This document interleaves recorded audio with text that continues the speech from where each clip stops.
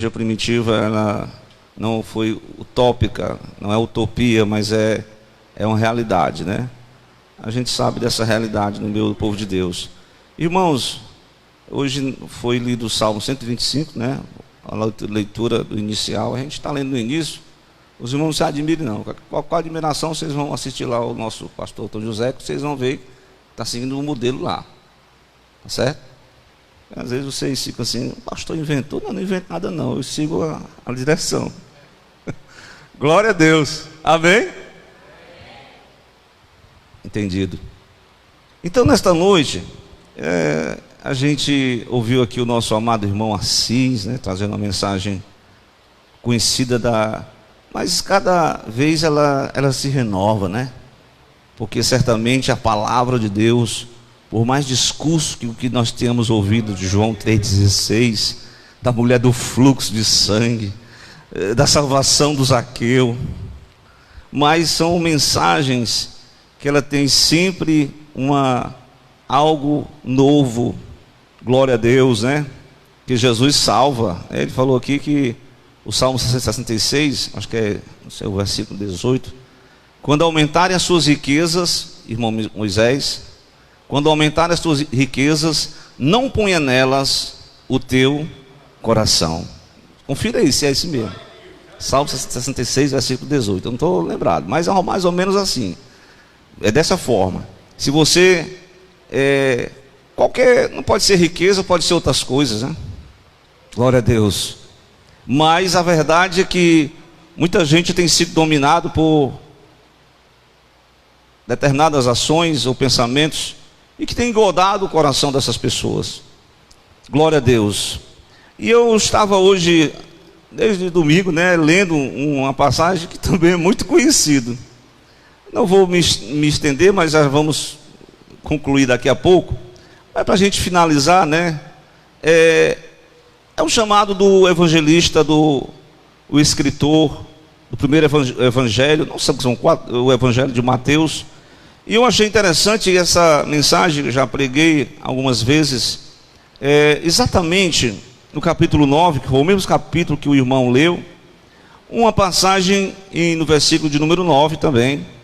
Jesus, passando adiante dali, viu assentado na alfândega um homem chamado Mateus. Em outras referências do evangelho, ele chama de Levi. E Mateus, e disse Jesus para aquele homem que estava sentado na alfândega: segue-me. E ele, levantando-se, o seguiu. Glória a Deus.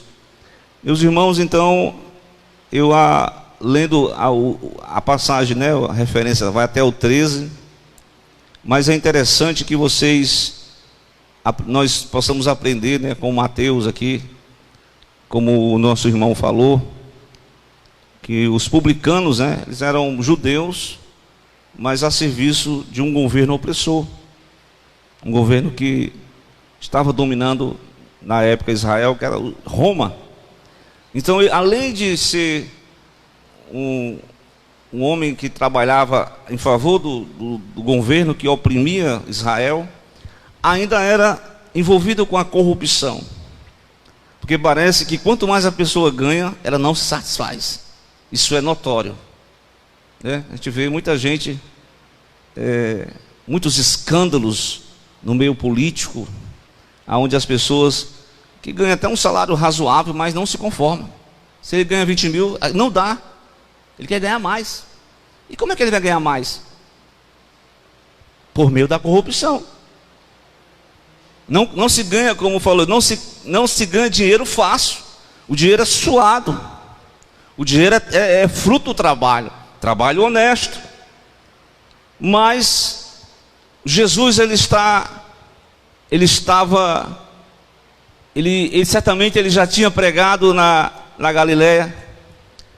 E Mateus, a exemplo da mulher do fluxo de sangue, ouviu falar. E a exemplo de Zaqueu, também ouviu falar desse mestre maravilhoso, o Galileu, que pregava a paz, a restauração. Glória a Deus. Então ele sabia que havia um interesse no coração de Mateus. Mateus talvez aquela pessoa que ouviu falar e disse: qualquer dia eu vou ser crente, eu vou ser seguidor de Jesus. Mas ele não tinha tomado ainda uma decisão. Glória a Deus. Ele estava assim, como que numa expectativa, mas ele continuava na sua vida, assentado na alfândega. Esse termo, assentado na alfândega, literalmente, estava lá aguardando, estava lá fazendo o seu trabalho. Mas isso traz uma representatividade do sentido espiritual, em que o homem, nos seus pecados e nos seus delitos, ele está assentado nas trevas espirituais. Ele está assentado com seus próprios pecados, está engodado. E por mais boa vontade que este homem e essa mulher tenha de querer largar todo aquele engodo e voltar-se para Cristo, ele é aprisionado. Glória a Deus. Mas nesta palavra, Jesus chegou para ele e Jesus lançou o seguinte chamado para Mateus. É um chamado pessoal. Quando Deus chama uma pessoa, é você. Ele chama pelo seu nome. Glória a Deus. Ele disse: segue-me. Glória a Deus. A partir daquele chamado, era um chamado que ia eliminar, ele ia cortar a ruptura com todo aquele pecado que ele estava envolvido. Glória a Deus. Ele foi chamado para seguir, não uma religião cristã.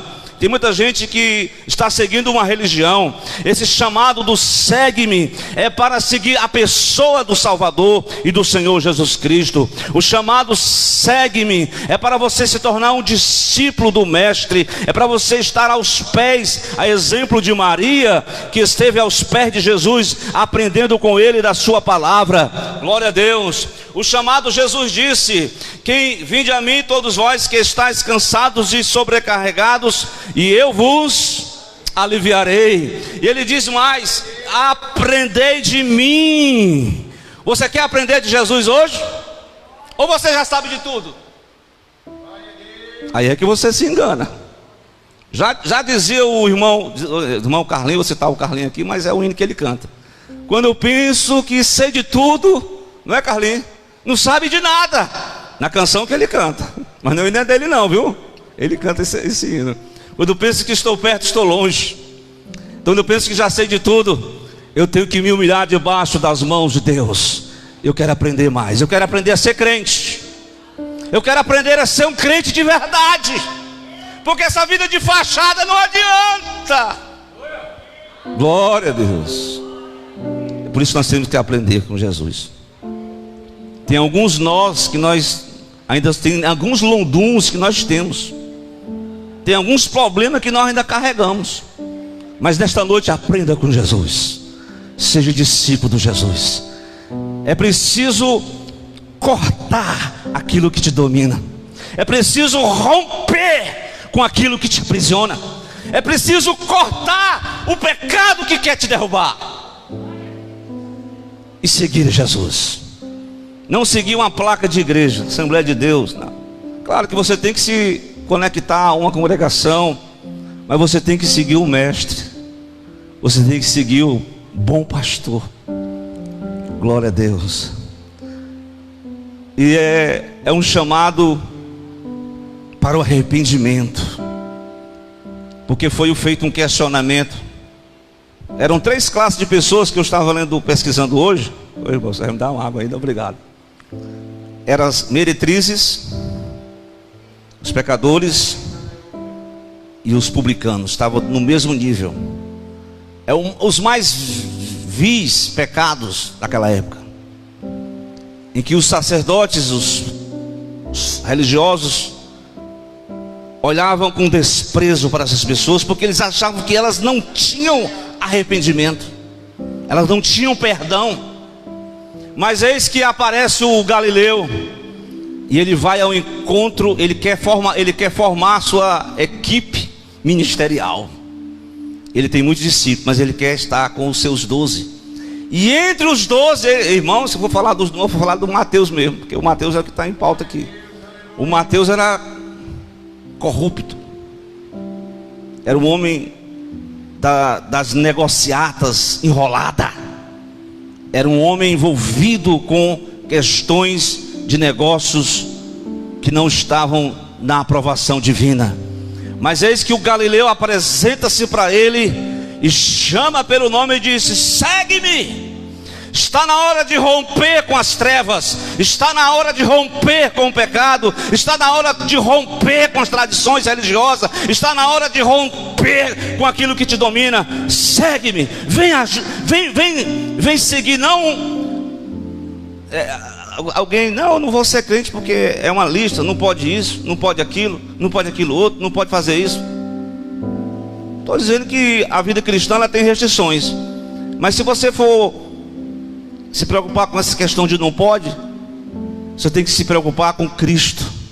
Quando Ele começa a dominar a tua vida, tem coisa que te domina hoje que você não quer deixar, mas quando Cristo assume o senhorio da tua vida, isso é coisa supérflua, isso não tem valor, porque diz Paulo: eu achei dos tesouros, dos conhecimentos, de toda a bagagem cultural que eu tinha, isso eu considerei como esterco, porque eu achei o bem precioso da minha vida. O maior bem precioso não era o dinheiro, não era a fama, o maior bem precioso não era a prostituição, o maior bem precioso era seguir o amado mestre, era tê-lo, era estar à sua mesa. E foi feita uma festa, um jantar.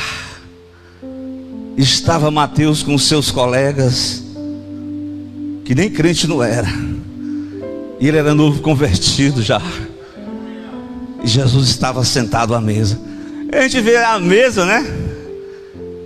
Eu estava lendo essa mensagem que a mesa aqui não é uma mesa como você bota assim a mesa. Aí o pessoal desenha, né? A Santa Ceia, né? Mas a mesa lá, eles estavam como um divã, agachado, inclinado, apoiado e se alimentando. Esse é uma etapa do chamado. Esse é mais um item do chamado. O segue-me não é para viver uma vida ociosa. O segue-me é para estar à mesa. A mesa, lembra do pão, da proposição que Davi mentiu para o sacerdote, e de quando ele disse: o rei me mandou uma menção, eu não tenho o que comer, não, só tem um pão. O pão era só para o sacerdote, mas o Davi mentiu e ele comeu o pão da preposição. Então esse pão da preposição representa o alimento espiritual. Estar à mesa é quando o discípulo, irmão, tem muita coisa que estão sendo colocado na mesa hoje, que estão substituindo a mesa da comunhão. Mas o chamado, Deus não chamou você para isso não. Deus chamou nós para estarmos na mesa da comunhão, da conversa franca com Jesus. Glória a Deus. O chamado é para o arrependimento dos pecados. O chamado é para o perdão dos pecados. O chamado é para os que são doentes. Você, espiritualmente, sem Jesus, é doente. Você reconhece isso? Glória a Deus. Mas foi para isso que você foi salvo, porque a graça se manifestou naquela pessoa que estava precisando da cura, e a cura espiritual. E quem acha que não precisa, eu já sigo a minha religião, eu já sigo o meu modo de viver. Fique com o seu modo de viver, com a sua religião, mas você tem que seguir a Jesus. Você tem que seguir a Jesus. Mateus, segue-me. Rompa com essas tradições, com esse estado pecaminoso, e entre nas pegadas do mestre. Há uma caminhada, há uma trilha toda especial que o Senhor preparou nesta noite, para que nós possamos prosseguir louvando e adorando a Deus. Então, os irmãos entenderam a mensagem, né? Glória a Deus. Eu sei que há alguns elementos dentro dessa mensagem, mas o chamado é para isso, é para ser um discípulo. O chamado é para adorar. Não tem coisa melhor do que você adorar a Deus. Amém? Amém? Em espírito e em verdade. E é isso que nós fomos chamados, irmãos. Fomos chamados para adorar. Fomos chamados para viver um novo estilo de vida do reino de Deus. Glória a Deus. Esse novo estilo de vida do reino de Deus, irmãos, é que marca a diferença dos verdadeiros adoradores de Deus. Glória a Deus. Nós somos chamados para aprender. Nós somos chamados para estar em comunhão com Cristo e em comunhão uns com os outros. Olha aí que coisa boa. Eu sei que durante esses anos, esses meses, muita gente ficou isolado. E isso não trouxe benefício muito para a igreja. Porque a igreja é o calor humano. A igreja é a família. A igreja é congregar. A igreja é estar conectado. É estar aliado aos propósitos de Deus.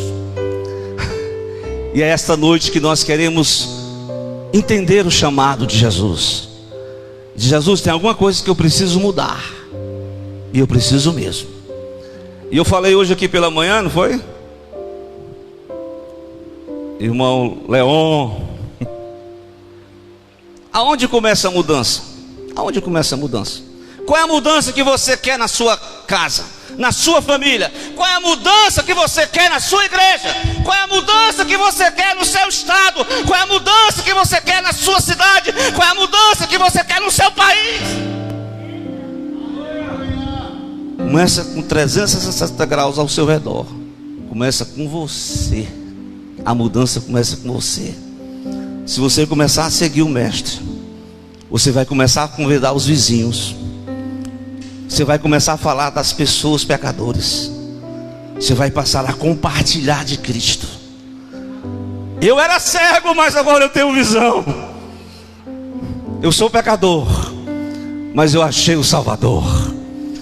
Eu estava doente, chagado, mas Ele na cruz levou sobre si toda a minha dor, toda a minha chaga. Eu estava no pecado, mas Ele me perdoou. Ele derramou o sangue dele. Ele fez uma nova natureza, uma nova criação. Eu agora faço parte do reino de Deus. Vamos ficar de pé e adorar, agradecer. Tem alguém nessa noite que deseja se reconciliar? Tem alguém nessa noite que deseja seguir com fé a este Cristo?